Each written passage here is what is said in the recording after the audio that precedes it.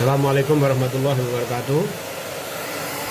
Oke, ya kita lanjutin sekarang masih fisika listrik, aliran listrik yaitu tentang hal web rectifier. Kalau Anda ingin masuk ke perguruan tinggi internasional yang diakuin, pasti ada tes akademis fisika ya, dan yang kemungkinannya itu rectifier, amplifier. Kalau memang perguruan tingginya itu berbobot, itu biasanya disinggung. Ya. Jadi antara listrik dan fisika itu hubungannya erat. Itulah yang membuat kita tuh lemah karena memang bukan kita nggak bisa, kita udah juara olimpiade sering fisika. Cuman listrik dan magnet itu yang diajarkan untuk aliran listrik itu jarang. Ya, nah untuk itu supaya kita bisa mengenal, maka ayo kita pelajarin bersama, kita diskusikan soal-soal yang ada. Soal yang ada ini soal esai ya, soal NTU tetap ya, bisa jadi NTU itu dengan NUS itu beririsan ya. Jadi kita suruh menggambar ini yang ada di sini, yang atas ini sama tapi ini saya balik ya, ini sama aja, ini saya balik tapi kita fokus yang ada di sini. Diketahui saya pakai bahasa Indonesia RMS 99,5 itu maksudnya V yang kita hitung di voltmeter itu V efektif ya. Kemudian frekuensinya 50 Hz dan VP itu maksudnya V peak, V maksimum 40,7. Nah justru ini yang kita perhatikan. Nah kita step pertama untuk diskusi ya, tentu aja kita hilangin dulu ya. Jadi untuk yang ngerjain pasti nggak begini ya, ini untuk penjelasan aja. Nah kita anggap dia nggak ada diode dan belum ada diode dan belum ada kapasitor. Nah kalau nggak ada diode dan kapasitor ya, dia itu seperti yang kita pelajarin ya. Apa yang kita pelajarin? Yang kita pelajarin yaitu tentang terapu yang kita pelajarin, transformator itu di SMA di Indonesia itu adalah arus AC. Nah, harus bolak-balik ya. Jadi kita harus bolak-balik, kita grafiknya kita semua udah belajar, yaitu VT Vm sin omega T. Nah, V-nya ini 14,07 itu dari mana? Ya memang diketahuin dari mana? Perhatikan baik-baik ya. Di sini 10:1, banyaknya lilitan itu kan berbanding lurus dengan tegangan ya, kita udah pada tahu ya. Nah, di sini berarti kalau V-nya itu 140,7, dia lilitannya itu 10:1, berarti ya 1/10-nya 14,07 tanpa diode ya. Nah, berarti dia 14,07. Ya, grafik sinusoidal. Ini grafik dibuat sudah. Nanti kapan-kapan kita diskusikan ya, asalnya dari mana, menyenangkan ini. Tapi kita untuk mengerjakan kita nggak usah, ya sudah banyak yang tahu ya mungkin ya. Ini dibuat dari gerakan generator ya, gerakan generator dari 0 sampai 360 derajat. Nah sekarang waktunya, ya itu kita karena dapat informasi bahwa V itu sama dengan 50 Hz. Ya, nah kita ambil dari periode. Jadi kita ambil bahwa satu sinus ini kan satu periode.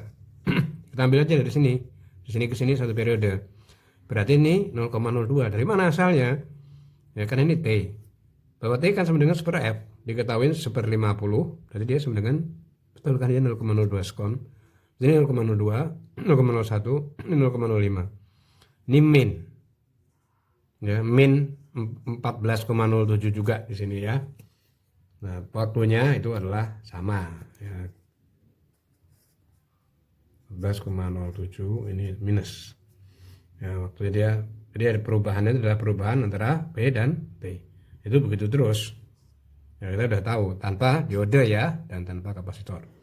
Nah step yang kedua dengan diode tanpa kapasitor, bedanya apa?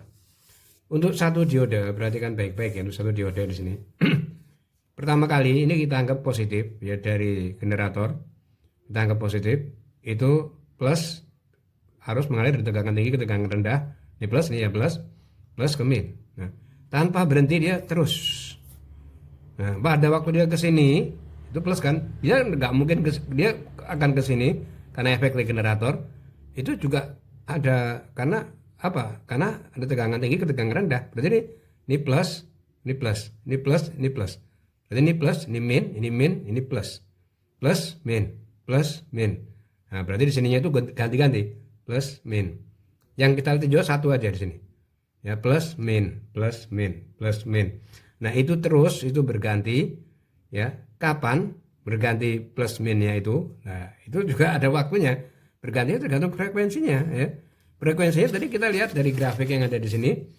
Ya, ini adalah setengah periode. Setiap setengah periode dia kan minus dia. Berarti setiap 0,01 sekon. Nah ini bisa kita perkirakan ya.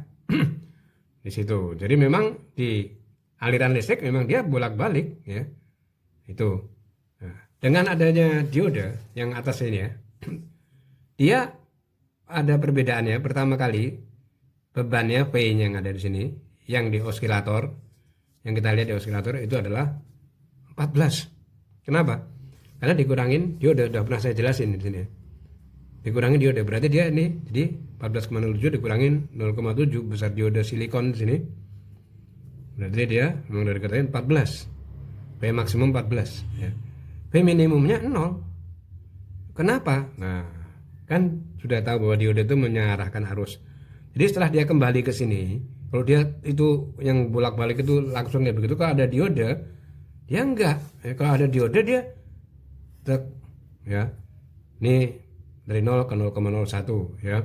Kemudian di sini ya, itu dia menunggu kalau misalnya yang balik yang ada di sini itu adalah yang tanpa diode ya.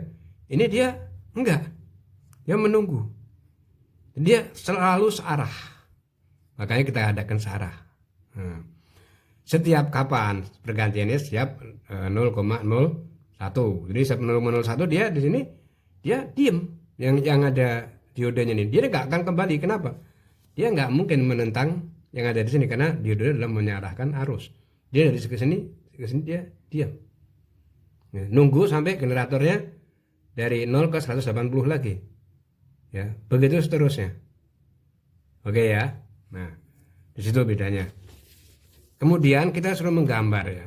Hati-hati, kelihatannya menggambar itu gampang ya, tapi di sini justru kita harus lebih berhati-hati. Memang nggak sulit sih ya, nggak sulit ya. Nah, di sini ini terjadi seperti riak-riak gitu ya. Jadi agak kasar gitu. Makanya kita nanti akan merusak alat ini kalau misalnya kayak begini. Ya, di osilator pun juga ya akan terlihat kayak begini. Makanya kita pakai apa tuh? Kapasitor. Kita pakai apa? Kapasitor. Tujuannya apa? Tujuannya ya kita hubungkan antara yang V maksimum dan yang ada di sini ya. Itu supaya seperti yang kita inginkan, yaitu seperti arus yang di dalam angan-angan kita, yaitu seperti arus apa? Searah. Itu lurus ya. Ya kita untuk arus arahnya itu pasti kita semua udah pada tahu ya. Untuk arus arah karena dia di sini tuh bukan bolak-balik, maka ini kita katakan ini sudah DC. Ini sudah DC. Ya, ini AC. Jadi di osilator kita nggak garis lurus loh ya. Ini DC. Ya. Begini. Nah, makanya kita kasih ini supaya dia lurus. Nah, di sini kadang-kadang kita itu apa namanya? Kadang-kadang kita ketahui bahwa yang kita bayangin tuh V average ya, yang kita bayangin tuh V average itu dia selalu lurus gitu ya. Itu betul ya, itu betul. Tapi di osilator itu enggak. Ya di osilator itu kayak begini. Nah, V average itu adalah untuk mengetahui V rata-rata, tapi ada tujuannya. Kenapa ya? Karena nanti yang kita cari itu supaya dia tuh lurus ya, supaya dia tuh lurus di sini. Itu dari sini ke sini ya. Itu yang kita cari adalah delta V. Nah, dari sini ke sini itulah yang kita katakan VEF ya. V average dengan kapasitor maksudnya. Jadi VEF itu V average dengan kapasitor. Ya. Nah, hubungannya yang ada di sini itu saya tulis VEFC gitu aja ya. EFC dengan kapasitor itu sama dengan V maksimum yang harus DC ya, yaitu ini ya, V maksimum DC yang ada di sini dikurangin delta V per 2. Nah, V maksimum DC kita sudah tahu ya, kita katakan ini persamaan 1, ini persamaan 2 ya. V maksimum DC kita udah tahu ya, V average dengan kapasitor. V maksimum DC itu kita sudah tahu ya, yaitu adalah pas ada diode yaitu 14 aja, 14,07 dikurangin. Nah, delta V-nya itu kita nggak tahu. Nah, ini permasalahannya ya. Lah, delta V-nya berapa? Kan kita minta koordinat yang ada di sini ya.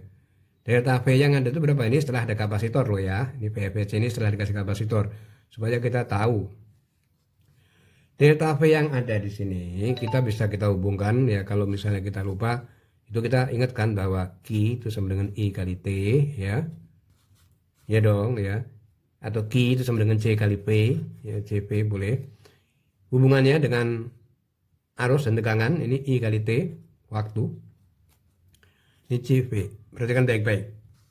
Ini kan yang berubah itu kan di grafik lubang sinusoidal ini adalah P dan T kan. Berarti ini I delta T, C delta P. Nah, sampai di sini udah ketahuan sini.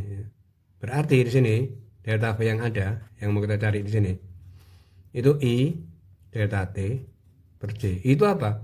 I-nya ini adalah I rata-rata. V average aja, bukan di average bagi kapasitor. Ya, jadi I rata-rata. Nah, I rata-rata yang ada di sini ya. Kita tahu bahwa I itu sama dengan V per R kan?